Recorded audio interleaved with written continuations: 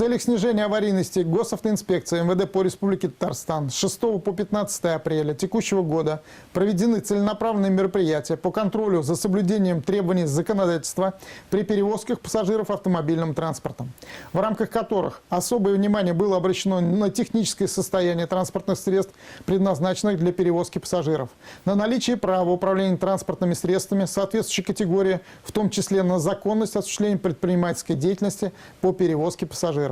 В ходе надзорных мероприятий проверено более 5000 транспортных средств, осуществляющих пассажирские перевозки.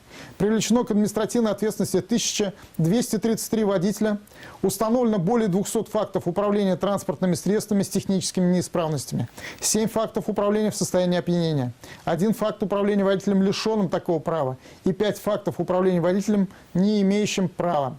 За незаконную деятельность по перевозке пассажиров за оплату, без государственной регистрации в качестве индивидуального предпринимателя, а также без специального разрешения на осуществление деятельности по перевозке пассажиров легковым такси привлечено к административной ответственности 8 водителей транспортных средств.